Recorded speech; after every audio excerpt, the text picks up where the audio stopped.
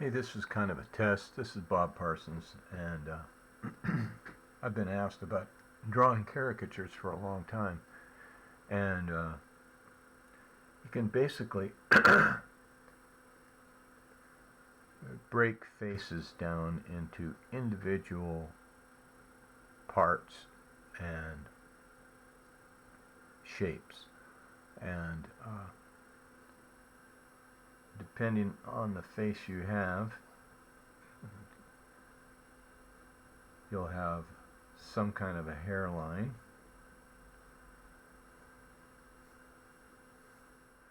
Let me draw on a pen here.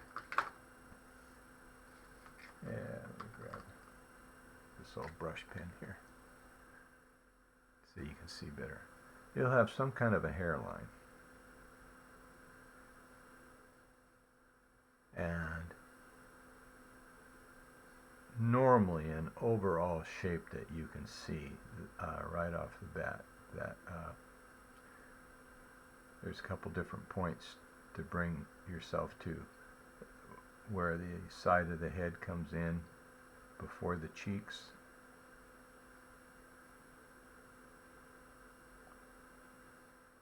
how big a mouth they have, and what kind of chin. And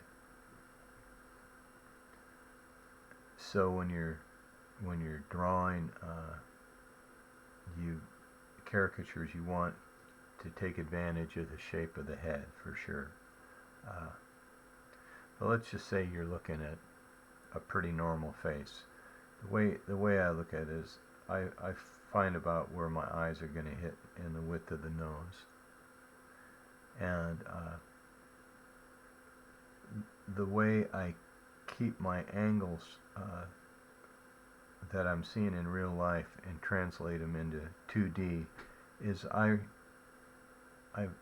pretend that I'm looking through the world with a clock, an analog clock, and there's 12 o'clock, 3, 6, and 9, and then 2 ticks in between each one. That roughly give me 12 different angles that I can see. Let's just say we had a gal with or a person with a slightly slanted eye. I know it's not 3 o'clock straight across. This eye, let's just say it's about 3:30. There's the tear duct, there's the outside edge, and I'll do a line something like that, represent the eyelashes. Throw the tear duct in, and the next shape I see is where the eyes fit. And the way you can do that, it's not, you don't have to be super precise. Matter of fact, I usually fudge and make people a little more cross-eyed, but if you want to be accurate, you look at the white spaces on either side of the iris. So let's just say I had something like this, and I don't draw in the bottom. That's pretty important. I draw a pupil with a little half moon out of it, and that represents my highlight. The next shape I see is the crease that is created by the eyelid, and that shape is usually pretty easy to see. Quite often it tapers, and you don't have to draw the whole thing in. The underside of the eye, sometimes showing the a little bit of start at the bottom lid is all you need. And I rarely go across the eye with any line information. I'll let the bottom of the color here tell me where that line is. Usually it comes around when I'm putting the gray in. Because light is hitting, coming this way, and it makes this part here really light, and you don't need it very often. So the next shape you see in relationship to where the nose is coming is the eyebrow.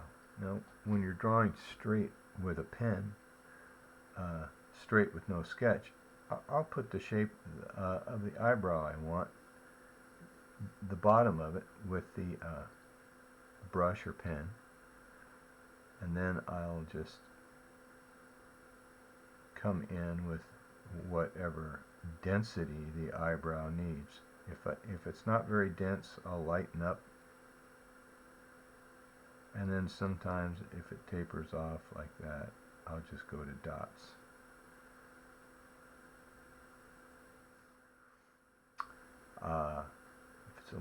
If it's a big eyebrow, there's no problem with it going right over the edge of the face. I mean, it is a caricature. Next thing I look at is we want to get the nose in there. Usually coming off the face, there's right out along the line of the eye to create this overall eye socket here, which is quite round.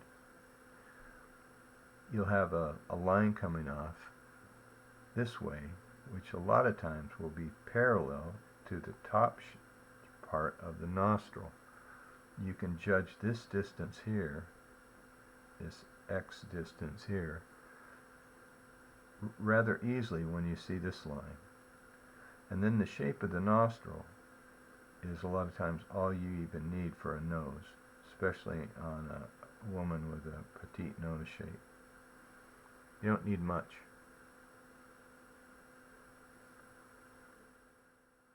This is a guy, and sometimes you might have to throw in some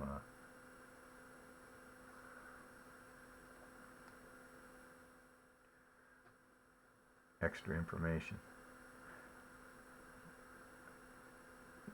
I treat this eye the same way. I look at the distance between, coming off the nose, and give myself those tick marks, and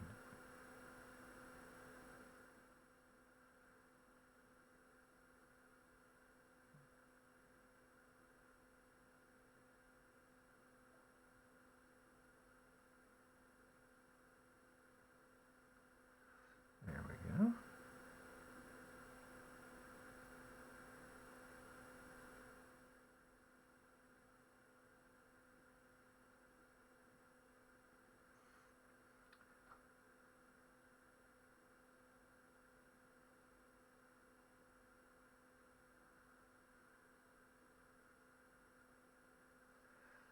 This little divot here, it's got a name. I keep forgetting it. But we get to the mouth, and when you're drawing live with somebody, mouth can be the most difficult thing, especially if you have a chatty person. But by and large, you're going to have the top lip, and the top of the top lip sometimes doesn't need to be drawn in. I go for the bottom shape,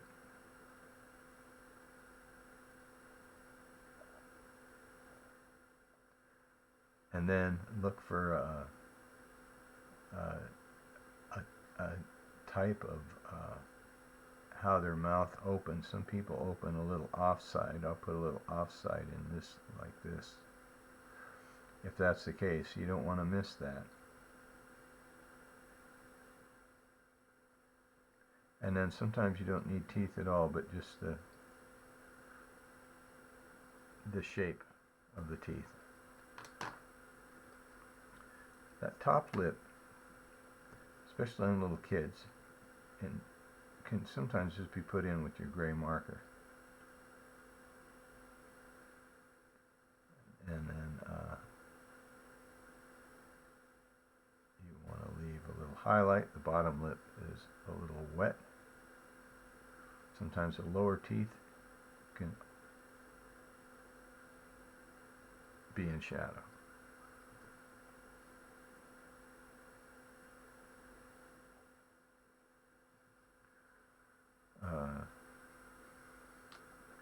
Little extra tip here is that this is a number 5 and this is a number 2.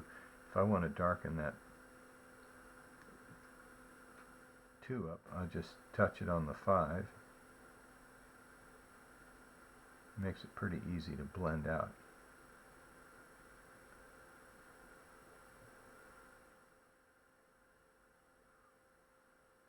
Think about the light hitting, and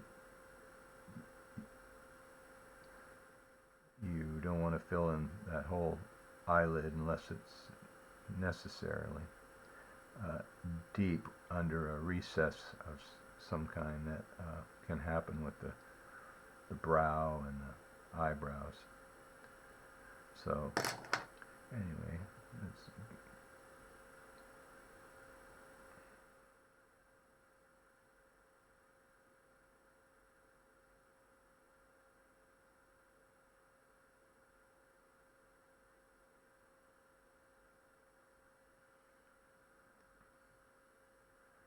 so you've established the mouth and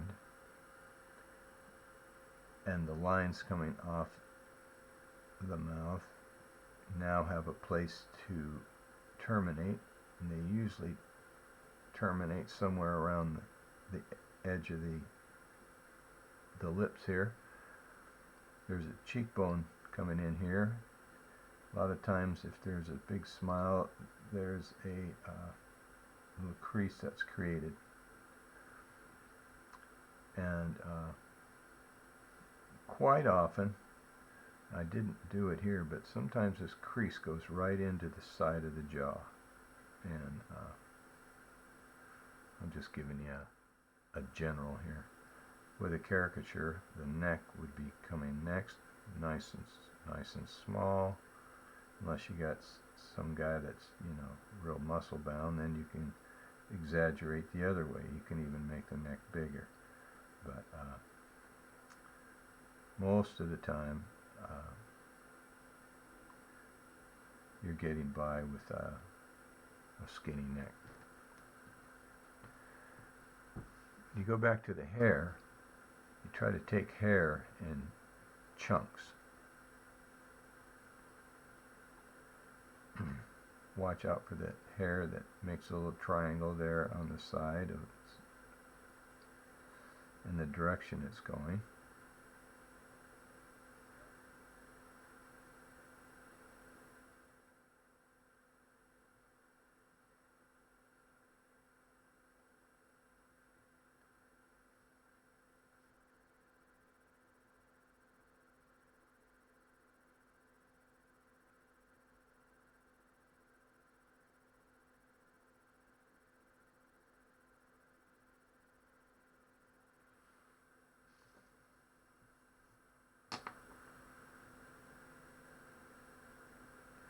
Hair technology is something I would, if you're a party caricaturist, I would recommend you look through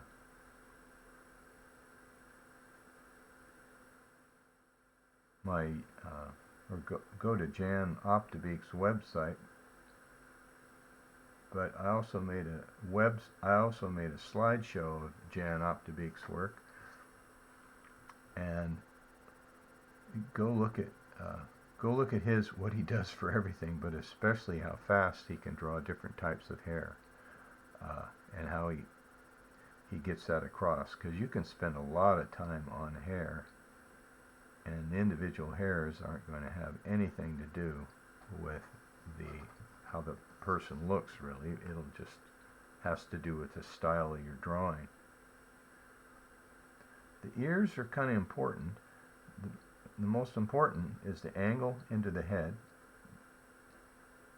at the top, and the kind of shape here, and the angle into the bottom right there, that little T.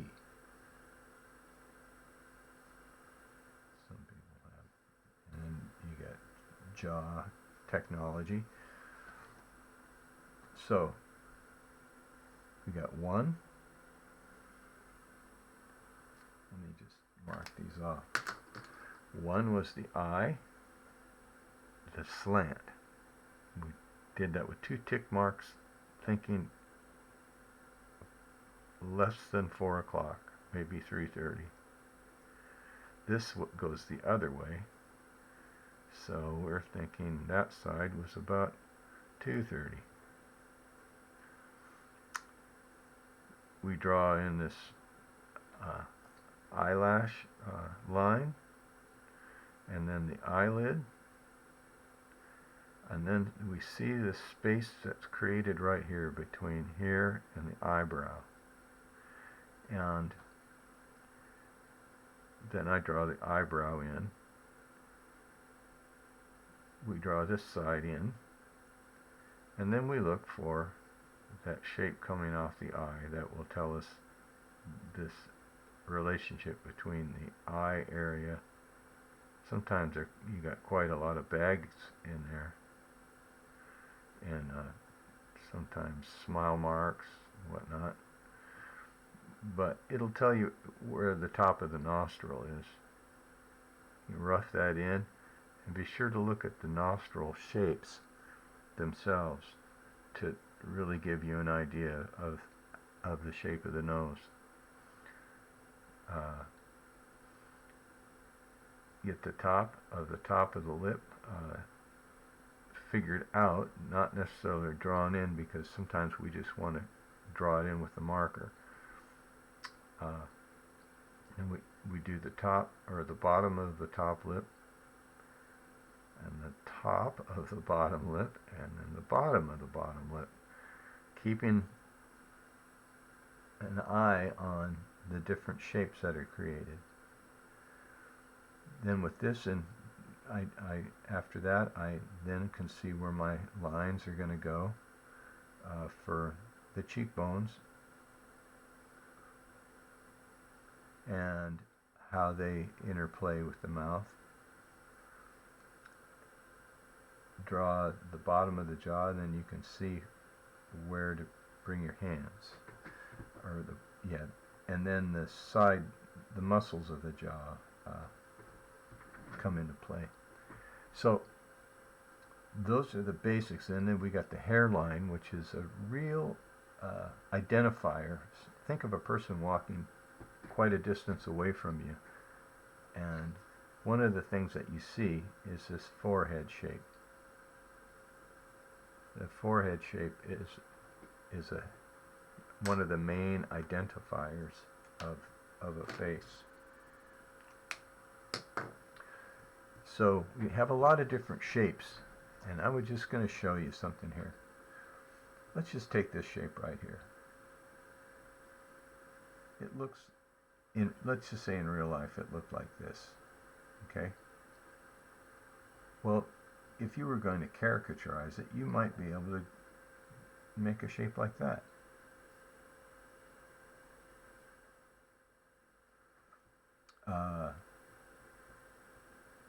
The eyebrows. Let's just say they made an arc like this, and they were, well, maybe you'd want to caricaturize it by making a shape like this. This is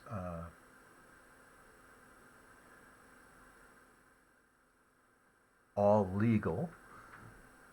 You have to be careful that you don't change the expression so much that you change the likeness. Normally, if a person has heavy eyebrows and I go off the face, it doesn't change really anything in here. It just adds a bit of humor. And so this idea of caricaturing shapes, let's just say there's our shape. Well, this would be a caricature of the shape. Not too far off, but we've made it more horizontal. If we make it more vertical, Well, then we're making a caricature of this shape, and this would be something we would do if we saw the overall face of somebody being like really long. We might want to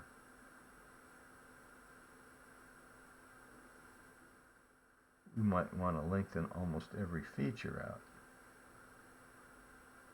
Eyebrows might want to be long. We just think that, you know, we're that guy from the Fantastic Four, and we just stretching things out. So normally when you stretch out the nose, you bring the eyes together. It's kind of a funny little trick among caricature artists. And you got eyes far apart. Usually the nose is shorter.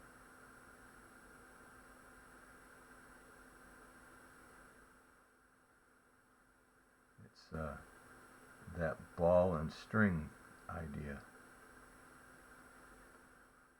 Farther apart, the string goes up. Closer together, this part goes down.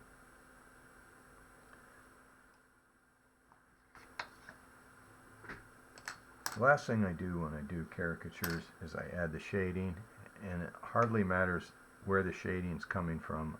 I just pretend it's coming from the top right, so it's just faster that way for me.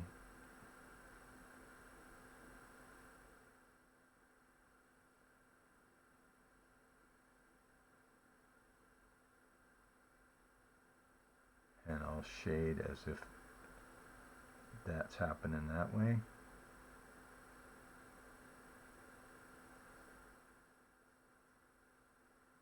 Most of this ear would be in shadow. I might leave a little highlight on the edge there.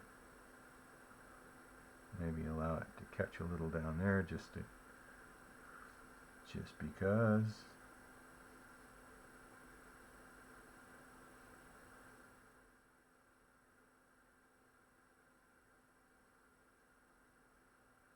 So